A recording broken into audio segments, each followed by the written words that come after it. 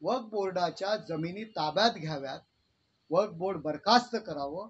हिंदू हृदय सम्राट शिवसेना प्रमुख माननीय बाळासाहेब ठाकरे यांनी ही भूमिका घेतली होती. तीच भूमिका आपण संसदेत का घेतली नाही हा प्रश्नचिन्ह तुमच्या समोर आम्ही टाकलेला आहे. आजही या क्षणाला तुम्ही तुमचं मत व्यक्त करा ना. ती माणसं कोणाबरोबर आहेत, काय, तर ती समाजाची काम करणारी मंडळी आहेत. कोणाबरोबर असतील, आपल्याबरोबर असतील यापूर्वी कदाचित.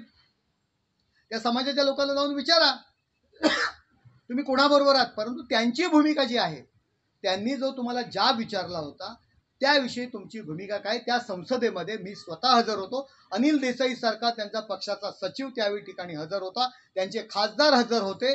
त्यावेळी जेव्हा हे संसदेत विधेयक आलं, जेव्हा बिल टाकण्यात आलं, त्यावेळी सभागृहातनं यांचे खासदार पळून गेले. अक्षरशः माझ्या बाजूला बसले होते, अक्षरशः पळून गेले.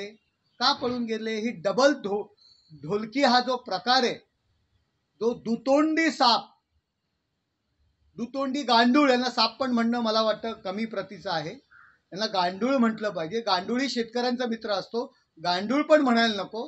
असा दुतोंडीपणाची भूमिका घेणारे यांचं त्या विधेयकासंदर्भात मत काय, त्यांच्या पक्षाची भूमिका काय, यांनी स्पष्ट करायला पाहिजे होतं. त्यावेळी सभागृहामध्ये यांच्या सोबतच्या महाविकास आघाडीच्या सर्व सदस्यांनी, प्रत्येक पक्षाने त्या संदर्भात आपली भूमिका स्पष्ट केली. आणि यावेळी यांचे खासदार मूग गिळून गप्प बसले होते आणि सभागृहातनं, मी तो शब्द बोलणार नाही, पळून गेले होते. संजय राऊतांनी याच्यावर तुमची भूमिका स्पष्ट करा ना पहिली. आणि आम्हाला काय सांगता हे याच्याबरोबर होते त्याच्याबरोबर होते, त्यांची भूमिका काय ते त्यांना उत्तर द्या ना, त्यांच्या विषयाला उत्तर द्या. सर, मनसे पक्षाने राऊत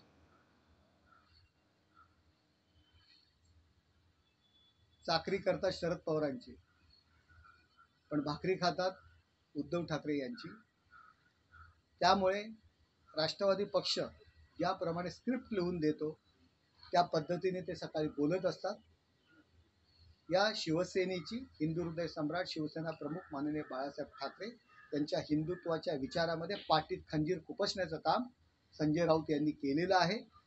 त्यांना उद्धव ठाकरे यांच्याबद्दल सहानुभूती नाही आहे. ते शरद पवारांसाठी काम करतात. त्यांच्या घरातला मुख्यमंत्री होण्याकरता किंवा स्वतःला मुख्यमंत्री होण्याकरता ते अशा पद्धतीने वक्तव्य करत असतात.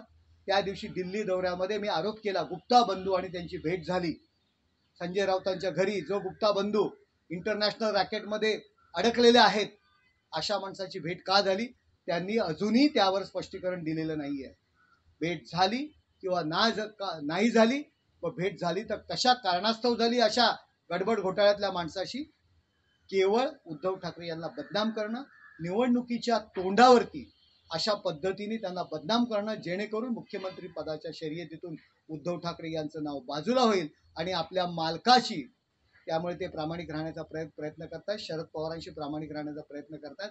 उद्धव ठाकरे यांना बदनाम करण्यासाठी हा त्यांचा संपूर्ण कुभान त्यांनी रचलेला आहे.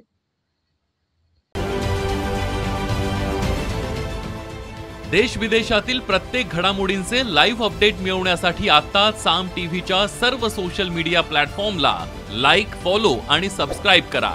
तसंच सर्व नोटिफिकेशनसाठी बेल आयकॉन प्रेस करायला विसरू नका.